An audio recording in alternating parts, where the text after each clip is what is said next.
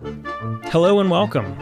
You found the Social Work Podcast. My name's Jonathan Singer, and I'll be your host as we explore all things social work.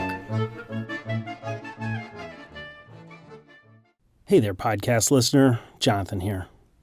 Today's episode looks at an innovative approach to helping kids who struggle with addiction to drugs and alcohol stay sober during high school.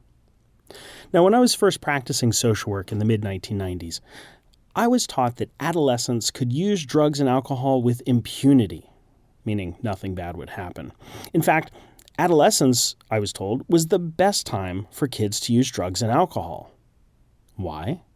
Well, because teenagers are healthy and resilient, and if they did anything too stupid, their criminal records would get expunged on their 18th birthday. I told parents, look, if your kid's going to get wasted at a house party, better now than later. I now know that this is really bad advice. The brain is way more likely to get addicted during adolescence than adulthood. According to the National Center on Addiction and Substance Abuse, 1 in 4 Americans, that's 25% of Americans, who began using any addictive substances before 18 are addicted, compared to 1 in 25, that's 4%, who started using at 21 or older. So why is this? Well, in episode 90 of the Social Work Podcast, Larry Steinberg told us that the adolescent brain is set up to seek out risk and reward. And drugs are risky and rewarding. If you were a teenage brain and you wanted something that was reliably risky and triggered all sorts of reward centers, you'd be hard-pressed to find something better than drugs and alcohol. Now, this idea of addiction as a brain disease is going to come up later in the episode, but we don't really go into it in detail. So here are some ideas from the American Society of Addiction Medicine website about the mechanisms behind addiction as a brain disease. Drugs and alcohol affect the parts of the brain associated with reward, motivation, memory, and all those other related circuits. The parts of the brain that we think of as the reward centers include the nucleus accumbens, anterior cingulate cortex, basal forebrain, amygdala, and the Lin-Manuel Miranda. Just kidding about that last one. But I'm not kidding that the Hamilton soundtrack stimulates the brain's reward centers just like drugs and alcohol, which is probably why my kids can't stop singing it. So when someone uses drugs, it affects the way the cortical and hippocampal circuits and brain reward structures communicate with each other. It actually triggers memories of prior use and creates cravings. And when we feel cravings, we do whatever we can to satisfy those cravings, right? Imagine feeling thirsty for the better part of a day. You would be singularly focused on quenching your thirst, even if that meant drinking water that you wouldn't otherwise drink, right? Dirty water, water from a cup that you didn't know where it was, all those sorts of things. Now, when the craving is for drugs and alcohol, and there are problems with impulse control, judgment, and the pursuit of rewards, neurologically speaking, this is a problem with your frontal cortex and all the underlying white matter, also known as brain stuff. Brain stuff, very technical term. Now, even though all of this stuff is going on in the brain, the good news is that positive peer and cultural and clinical interventions can be really effective in altering the course of addiction and actually have been shown to change brain chemistry. So that was enough about brain chemistry and sort of the addicted brain. If you'd like to know more, the American Society of Addiction Medicine website at asam.org goes into much more detail about the neurobiology of addiction. Okay, so let's see, where were we? Right, high school. Now, popular culture still promotes this idea that adolescence is the perfect time to party. Hit songs and music videos float around in a cloud of pot smoke and red Solo cups and an endless supply of cheap beer. Remember Rebecca Black? In 2011, she released a video about a massive house party with underage youth, quote, looking forward to the weekend because partying is fun. Now that song, Friday, became an internet sensation and universally panned as one of the worst songs of all time. Later that year, Katy Perry released Last Friday Night, also about excessive partying. It became her 5th consecutive #1 single from the same album and solidified her status as a pop star legend. And even though Katy Perry isn't a teenager and the song wasn't written about her experience as a teenager, she decided to make a video that places the song squarely in high school. Why? I think she realizes that if she did a video about women in their early 20s who end up getting something on their neck that might be a hickey or might be a bruise, and there were people passed out, all of these subtle references to binge drinking and possible date rape wouldn't go over so well. But she knows that we idealize the high school party, and we think of it as basically harmless fun. She also knows how to capitalize on a cultural moment. Just as Rebecca Black is getting death threats and viciously attacked online for her terrible song about a Friday night house party, Katy Perry casts Rebecca Black as the cool kid having the ultimate 1980s-esque house party. Rebecca Black helps Katy Perry's nerdy alter ego Kathy Beth Terry go from social reject to sex goddess, and just like that, Katy Perry's video flips reality. Online, Rebecca Black is a total social reject and Katy Perry is the ultimate cool kid. But in Perry's video, Rebecca Black is the cool kid and Katy Perry is the loser. Her pop genius sells us a fantasy that in a world with massive suburban houses populated by rich white teenagers, no parents, endless partying, references to date rape, binge drinking, vandalism, and even Kenny G, even the person who in real life is the joke of the party can become the cool kid. And isn't that what teenagers want? To be the cool kid? But here's the real deal. In the 1980s, the era parodied by Katy Perry's Last Friday Night, I was a teenager, and I did go to those parties. And I went, in part, because I wanted to be cool. In the parlance of the songs from Hamilton that my kids sing all the time, I wanted to be in the room where it all happens. Well, I'll never forget the party at my friend Chris's house, where this kid that I really looked up to did some really stupid things because he was wasted. And seeing a cool kid look stupid because of alcohol convinced me that if I wanted to be cool, I should avoid drugs and alcohol. Now, I realize this is not the typical reaction. In fact, research suggests that about 1 in 8 youth meet criteria for a substance use disorder, and 90% of Americans who meet the medical criteria for addiction started smoking, drinking, or using other drugs before age 18. In other words, the advice that I got when I first graduated with my MSW was wrong. The adolescent brain is incredibly vulnerable to addiction, and high school is a terrible time to excessively party.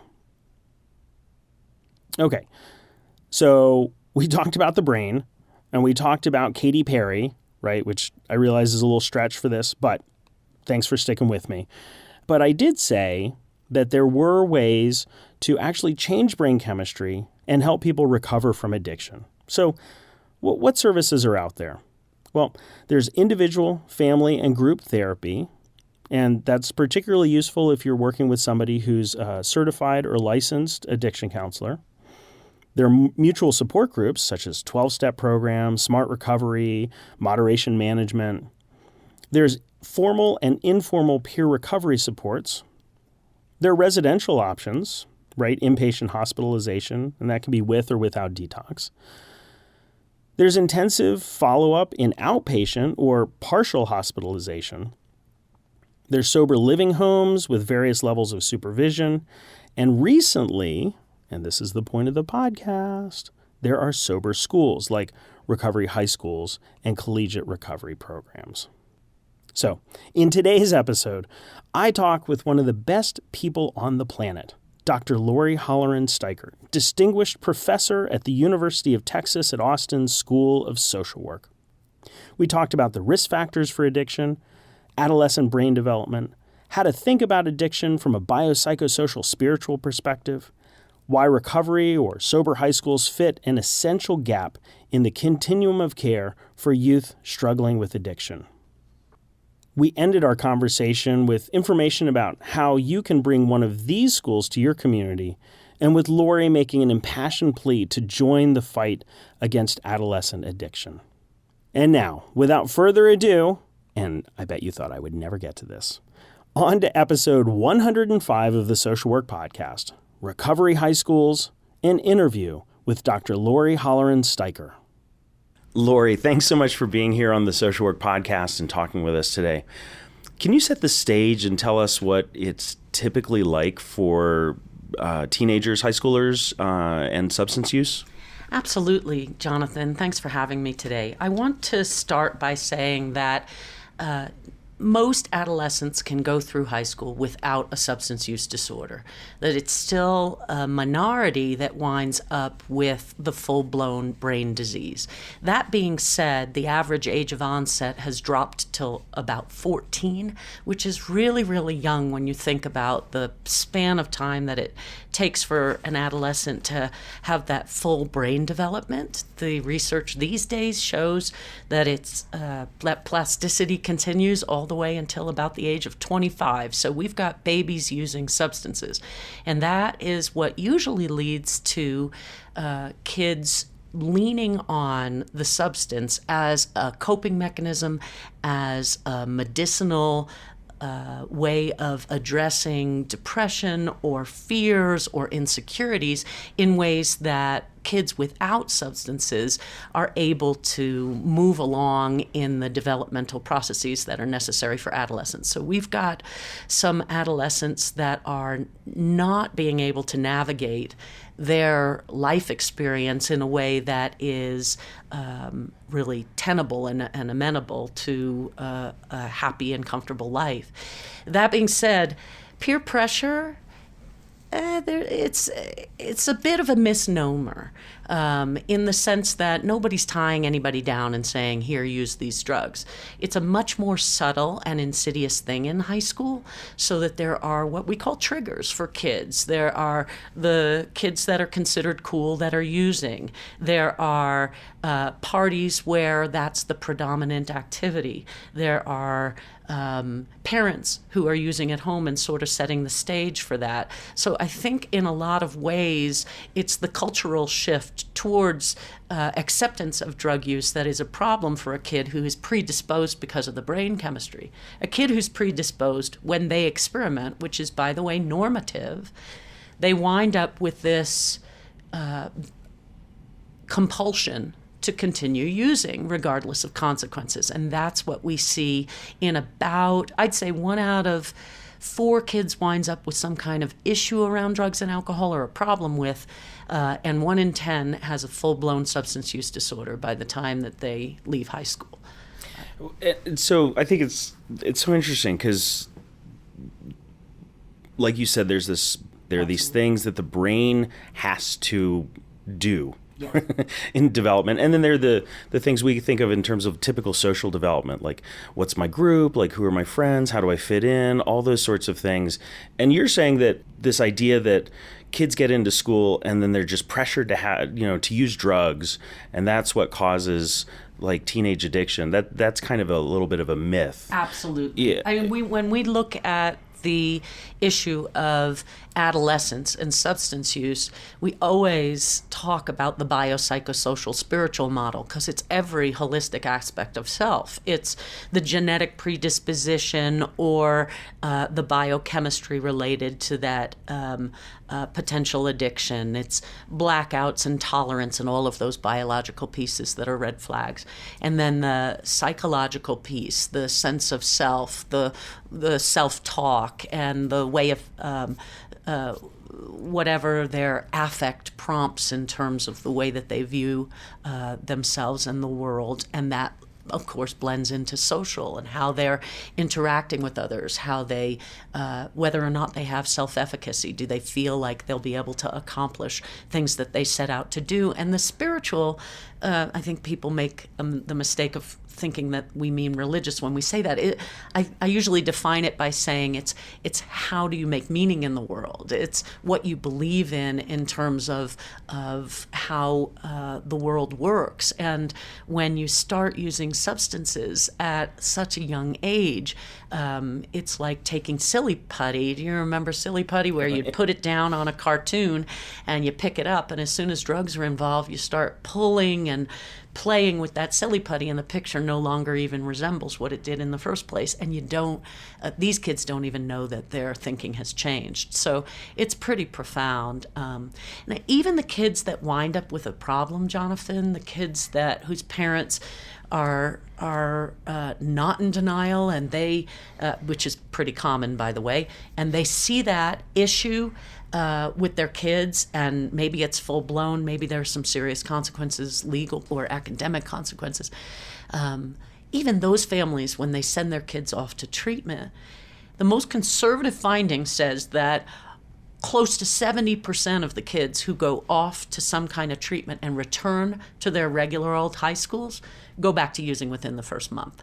Some studies show closer to 80 or 90% of those kids returning to that substance use. And the problem is that we're treating this chronic, potentially fatal illness as if it's acute care.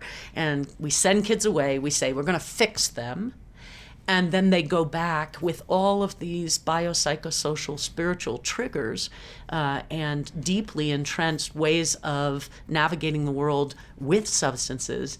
And we find that they're just simply unable to make use of whatever they've learned in treatment, no matter how good that treatment was. For somebody who doesn't remember what high school is like, right? Or maybe somebody who's listening internationally. Sure. Could you just describe kind of what a typical scene is in a high school that somebody has to negotiate? Sure. Well, there's the developmental piece, clearly. You're a young person who is trying desperately to figure out who you are.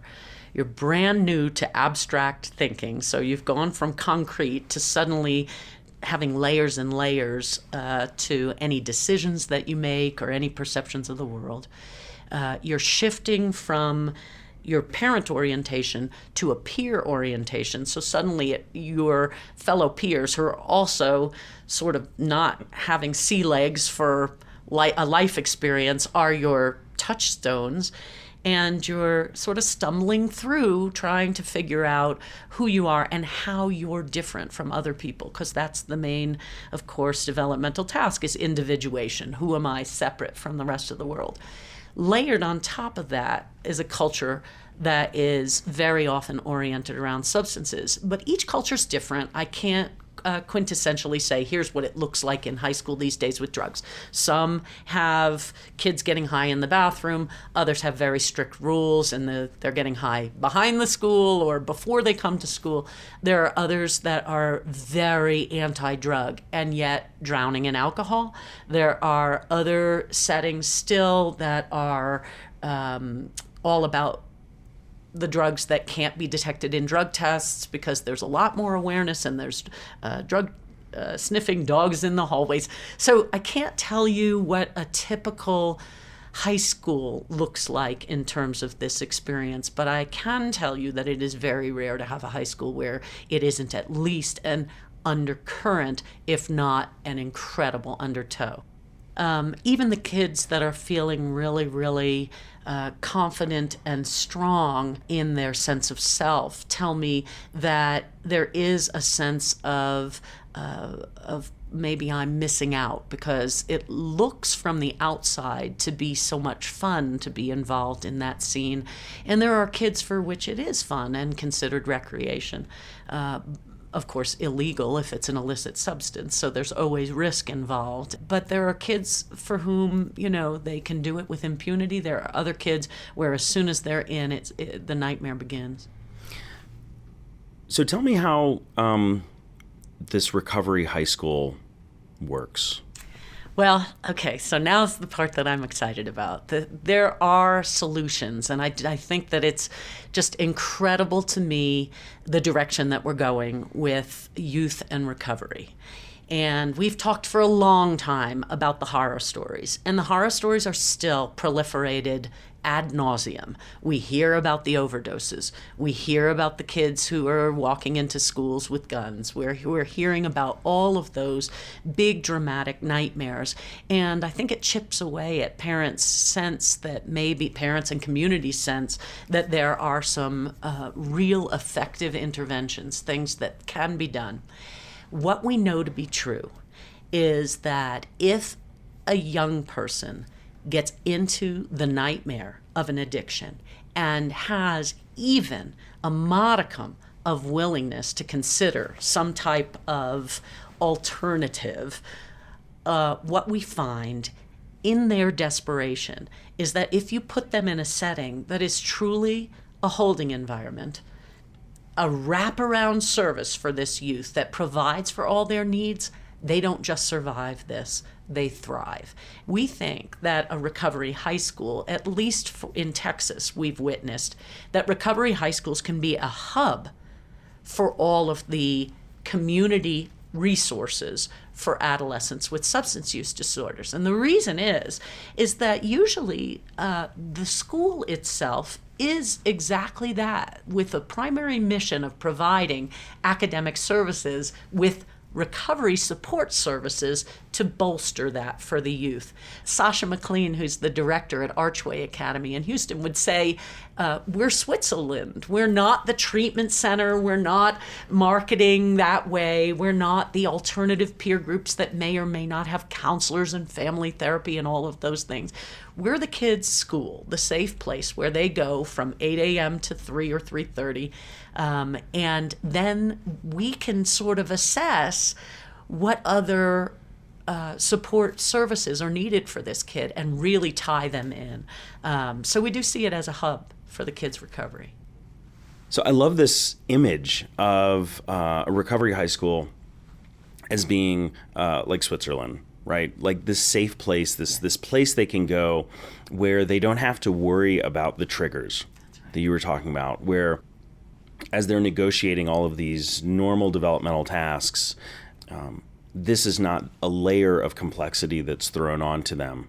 Absolutely. And so when you have kids that have struggled with substance use and they're in this environment, what's it like for them? How do people interact with them? How are things done differently? I'm glad you asked. And part of me wants to say that I will not be able to find words to adequately describe this to you, Jonathan. I think if anyone is interested, they need to visit one of the recovery schools and experience it for themselves, because I have worked in the addictions field for, 20-some years. I don't even want to add it up because people may do math, and I know that will equate with figuring out my age. But ever since you were 5 years old. That's right. Ever since I was 5 years old, I've been working in this field. And I actually have a lot of recovery in my family. I consider myself a person in long-term recovery. I've been around this a long time. And when I went to my first Association of Recovery Schools conference, which was held at a recovery high school in Houston, my mind was blown. The kids were so poised, so comfortable in their own skin. They hugged each other when they saw each other. But when they did check-in in the morning, they were all over keeping each other accountable and saying, I'm really worried about you, and this is what that looks like. They are laughing and having fun. They are putting their nose to the grindstone when it comes to their work. Now, there are some recovery high schools that are still all about dropout prevention. These are kids that have had, like you say, a very tough time in their own high schools and in their own academic lives. So the schools, the part of the beauty of the schools being relatively small is that we can have a very individualized program, both academically, and the formal and informal recovery support services can supplement their experience at school. We do a typical school day to the surprise of many people who come to witness recovery high schools. Other than the check-in in the morning and available recovery coaching when needed during the day, it really appears to be like a regular school. There's teachers. We have a hybrid model at University High School in Austin, where we have teachers on site and individual work, and they're doing a lot of their courses online as well. So we actually are connected with a charter school. That's one of the models. So the UT Charter provides our education, and we can focus on the recovery support services and partner with them in that respect. But I think that the part that people don't expect is we have something on Friday called Friday Fill-Ups, and they are mostly orchestrated by the students themselves, by the leaders in the school. They decide what they're going to do for Friday fill-ups. And they're mostly fun activities. They're tie-dyeing T-shirts and doing some service. I know that one of the schools goes to hospitals and does random acts of kindness, just helps people carry things and brings flowers to folks and things like that. So I think that the most important piece in all this, if you could put everything in a colander and shake it, some of the things that stay in the colander, the big rocks, as some people describe it, are that these kids are having more fun, clean and sober, than they ever had high.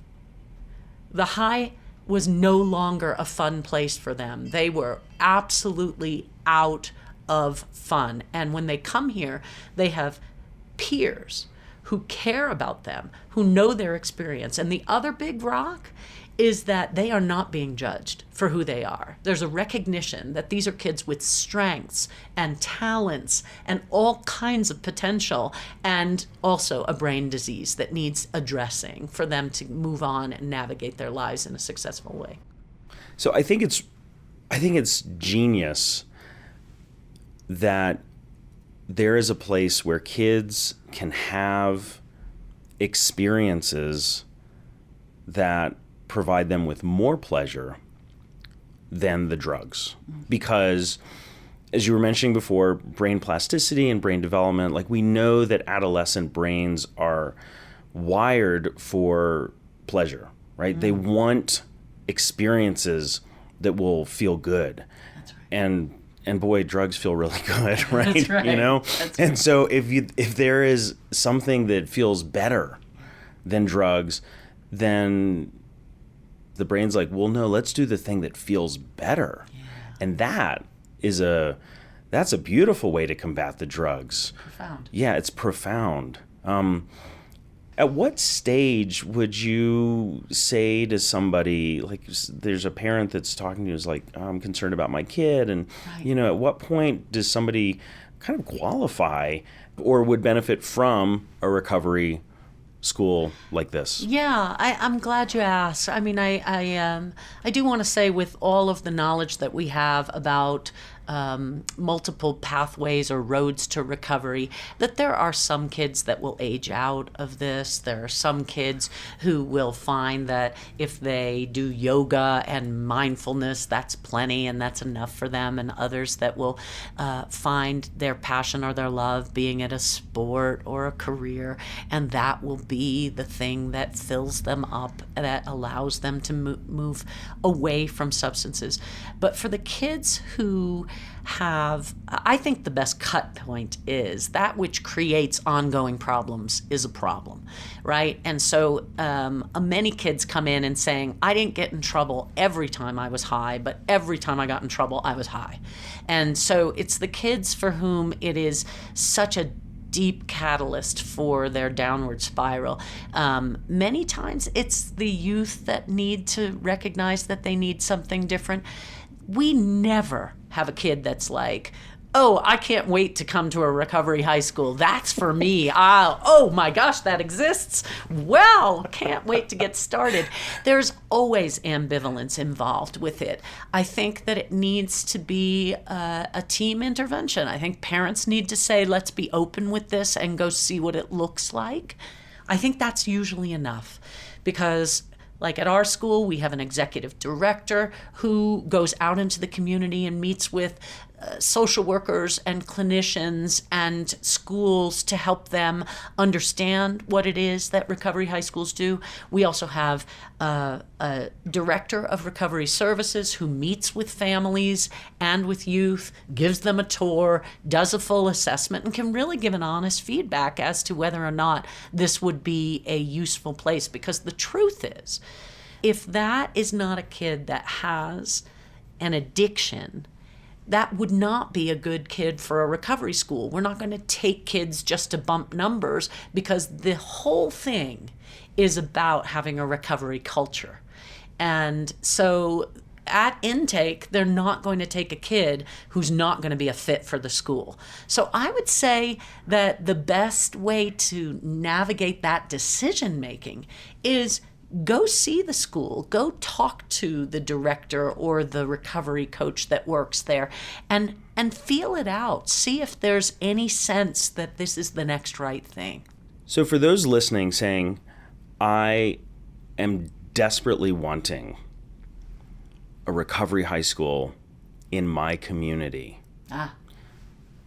what is their next step? Okay, so the first step is you go to the website of the Association of Recovery Schools, or the website, I'd say and, as opposed to or, go to Transforming Youth Recovery, which is an agency that supports recovery schools both on the high school level and the collegiate level. They have done a bunch of research, and there is something called an asset map. And you can actually look at a map of the United States and see where the recovery schools are and related resources. So that would be the first thing. You may not have to reinvent the wheel in your community. There may be one that exists, and we're just at the precipice of raising awareness. So you may not have heard of it. So the best thing is to find out if there's one that exists first. The next step would be, if there is not something in your vicinity, get in touch with the Association of Recovery Schools and Transforming Youth Recovery, because they are very interested in helping people get started. Andy Finch is the faculty member who is doing the national research on this. He is also the advisor to the Association of Recovery Schools, and he's written a book on how to start a recovery high school. So I think that there are a lot of resources that are starting to pop up. There are all kinds of new directions to go depending on the resources that you have available and the needs of your community. Let me talk about Austin just for a second. We knew that the community of young people in recovery was still fairly scant, that there were some services that attended to these youth, but that for the most part, it was not that holding environment, not that wraparound service that we wanted it to be. So when we started talking about a recovery high school, the way that we knew it needed to happen was it was like a magnet. It drew people from the clinical settings, from schools. It drew parents who had lost kids to addiction. It drew parents who had kids with addiction. It drew the recovery community and the 12-step recovery communities. It drew people from the university. We couldn't believe it the first time that we had an information session. I remember saying to my husband, because we were holding it in my living room, go get bagels for the information session. He said, how many? I said, somewhere between 10 and 150 bagels. I had no idea how many people would show up for such a thing. And of course, we had over 50 people in that first information session that just was sent out by I sent it to the people I knew, and they sent it to the people they knew. So if it's meant to be in your community, so to speak, start talking about it. Play this podcast. Have people listen to it. And if it's a community that needs it, the right people will start to emerge. In Texas, the model for recovery schools is that we make it mandatory for every kid who comes to our school to go to some type of alternative peer group after school and on weekends. There are a variety of models of alternative peer groups. Some are free and just offer peer recovery counseling and meetings to go to and social activities. Others are much more structured with clinical interventions available, individual, group, family work. And so the fact that when the kid, 8 to 3 is not going to cover a kid's full life, and they are not going to stay clean and sober probably if it's just that. And to be very honest with you, we think all of the pieces are important. There's some studies that have come out of Houston. I think Dr. Basinger was the one that was responsible for the study that showed that if a kid just comes out of treatment, about 10% of them will achieve some length of recovery of some sort. If they have instead a recovery high school, an alternative peer group, a place to go after school where there's other recovering kids and peers, and place to have fun, place to do homework, that safe place that sort of catches them after the school hours, and family involvement, the percentage of kids who are able to maintain some type of recovery jumps up to about 75%, which is astounding when you think about it. Wow. Just absolutely astounding. So we think that having all of those pieces in place is really an incredible thing. When we were starting our school, there were a bunch of decisions that had to be made, and we didn't make them perfectly. Of course, you're going to make mistakes as you go along, but you need to have some type of plan for sustainability. These schools can be expensive. There are different models. I know that a school was just opened in New Jersey, the Lesniak School, that is actually funded with some state money. So there are new models of that kind of funding. Donors are the primary mechanism. There are people who want to be the foundation for schools like this. So that is absolutely a piece in this.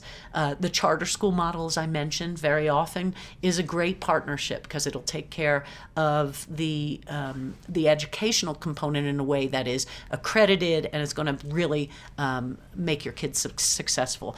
The piece that we added in Austin that we think is going to proliferate as a new model for recovery schools is that we have the recovery high school adjacent to the university. I mean, physically, it is right up against that university. Now, some people might say that's a little nuts, right? What could be more dangerous in terms of a place for trying to build a recovery than a university, which some people consider recovery hostile? Well, the way that we've navigated that is that we have, at least at the University of Texas, a very successful collegiate recovery program that has been going strong since 2004. So we have college students who are navigating that campus in a way that it is not just surviving college, but thriving as sober people in that setting. So what we've done is we've created a formal mentorship program between the Collegiate Recovery Program, the UT Center for Students in Recovery, and the Recovery High School. We actually get them trained as recovery coaches through the Communities for Recovery's grant to train them. It's called the YAY program, Youth and Emerging Adults. So they get the full recovery coach training, which is a certified training by the state of Texas. And then by virtue of going through the training, they commit to getting their hours to complete their certification by giving back to the high school. So it is win-win, win-win-win, win-win-win, right? Yeah. Everybody that's involved gets something positive out of it. The kids at the Collegiate Recovery Center get this wonderful training, this certification that they can use in other settings, and an opportunity to give back what was given to them in a way that supports their own recoveries. The high school kids get to witness that, get to feel a part not just of the high school, but of the university recovery community. We have sober tailgates, we have sober activities, Glow Bowl at the bowling at the Union, we have all kinds of fun things going on, and we're building a solid identity for these kids that they are proud of. We took our student council to the rally in DC called Unite to Face Addiction, and there were thousands thousands and thousands of recovering people who showed up at that conference. I mean, at that rally, there were rockers in recovery like Joe Walsh and Sheryl Crow, and they were loud and proud about their recovery. And so our kids get to see that it's not something that you walk around ashamed of. It's something you hold your head high and say, I am a person that's getting well from addiction. And then there's people in long-term recovery that they get to see who have gotten well from addiction. And this is a really new stance for the field. I think we need to start to think about, we've been thinking about the illness long enough. And as social workers, it's our place, it's our responsibility, and it's our value base to say, what are the strengths of these kids and how do we promote wellness?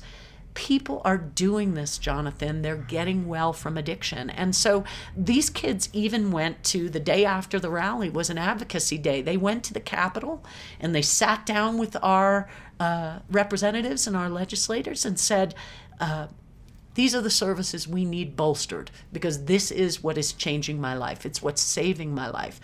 If you want to hear it out of the mouth of the kids, boy, if you go to the University High School Facebook page and you click on the video and you listen to these kids, they talk about how in regular high schools, other kids their major stressor is, what peer group am I going to hang with? What clique?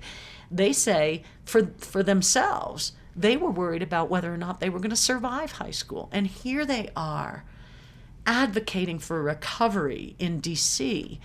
It's just mind-blowing, the transformation and their growing sense of self.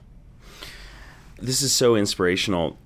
And the picture that you painted, I got this image of instead of throwing these kids or making these kids be in environments during their high school years that are threatening, that they're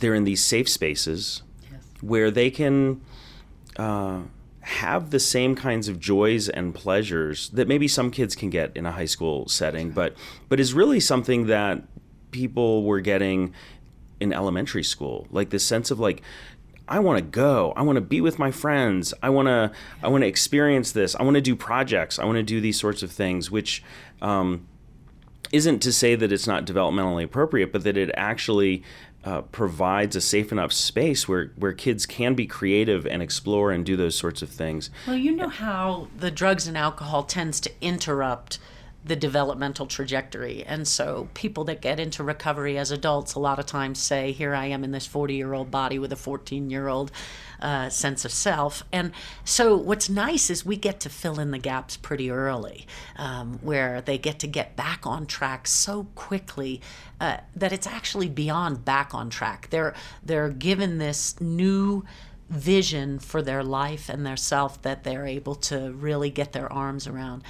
We've had 2 graduates, sober graduates. We're very, very excited about the fact, we just opened 2 years ago, so of course we serve 9th, 10th, and 11th, and 12th graders. So one of the kids who got clean and sober at the high school is living in a sober dorm at Texas Tech, and is navigating college in a way that he practiced while he was at his recovery high school.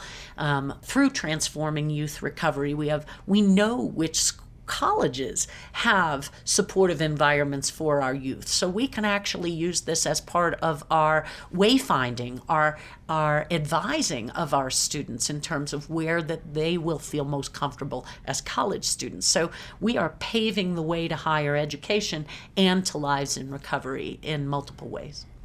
And as you mentioned, kids going off to college and the program, the YAY program through UT and the connection, to me it just puts an exclamation point on how, for kids, we need to think about their health and well-being long-term.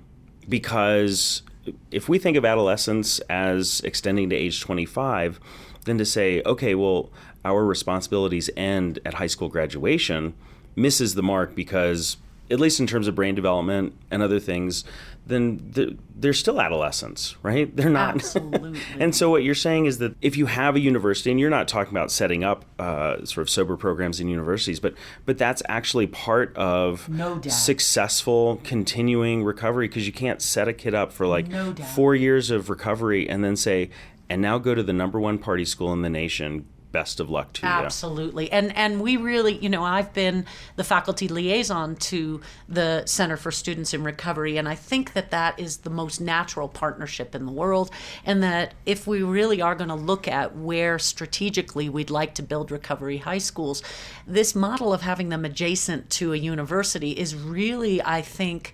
it's smart. Because you have all kinds of potential partnerships. We have a social work intern, a master's level intern, who comes to the school and builds relationships with family, does some group, and is available for hooking kids up with services in the community. We have a nurse practitioner internship that we've carved out. We have a marketing student intern at the university, which is a natural, right? It's kind of an exciting role for them to play in college.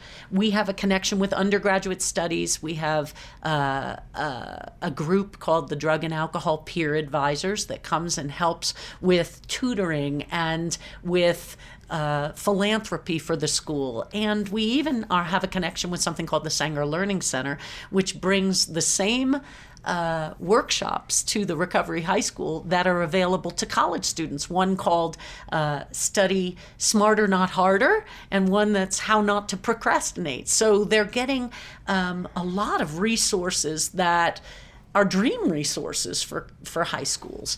And I think the one other piece that we really, really know to be true is that with the stigma that is inherently woven into this world of young people and recovery, the reputation of a university being linked up with the Recovery High School and studying it. We are doing research at the Recovery High School, and we're not just studying the kids' problems. We use the gains, and we're part of the national study of Recovery High Schools, but we're also adding on strengths-based mechanisms of studying these kids. We're doing an adolescent version of the recovery capital measure, so that we're taking a look at what is it that is working for these kids, not just what's broken. When you say capital measure, what do you mean? Recovery capital is actually a measure that's been recently designed and validated that takes a look. The concept of recovery capital is what you gain from being in recovery and the activities that you're part of that enhance your life in recovery. So it's being connected with peers. It's reaching out for a sponsor or somebody that knows how to help you navigate the world. It's, are you avoiding pitfalls like hungry, angry, lonely, tired? Are you going to meetings? Are you staying healthy? Are you seeing a doctor? Are you all of those are strengths-based measures. What are you doing to bolster your ongoing recovery, as opposed to what are the factors that are contributing to your relapse? I think those are important things for us to know about. We do trauma-informed care. We are aware that most of our kids have some form of dual diagnosis. But I think that it's important to focus as much on what are those kids capable of and what are they doing on a daily basis that fills in the gaps in their life experience that allows them to be stronger every single day. I have learned so much from talking to you today. You know, the way that you talked about what it was like for students, you know, typically in a high school, and some of the struggles, both developmental, spiritual, biological, social, all those things. This innovative approach to addressing addiction and recovery in high schools I think is fantastic, because we so often get stuck in, there are not enough treatment centers, and how do we get the kid to treatment centers, when everybody knows that when they come out, they just got to go back to school. And what you're talking about is, no, let's talk about what their daily lives are like, and the connection to colleges, and the connection to advocacy, and helping these kids really find life's worth living, if I can borrow a phrase that we use a lot in the suicide prevention world. And so these ideas are just amazing. So thank you. I really appreciate that, Jonathan. That's a great summary of what we've talked about. And I think that it has to be said that there are kids dying of addiction at rates that we can hardly get our head around. And when they have a place that is safe and joyous and full of love, they become our future in a way that you can't even imagine. And so I want to say to anyone that's listening, if this hasn't touched your life already, it's going to, one way or another. And you're going to want a recovery high school there for the kids that are drowning. And it's my hope that you'll reach out to the resources that exist. I am absolutely open to taking phone calls, emails, whatever's necessary. I am delighted to come visit places. So please, make me useful. Thank you.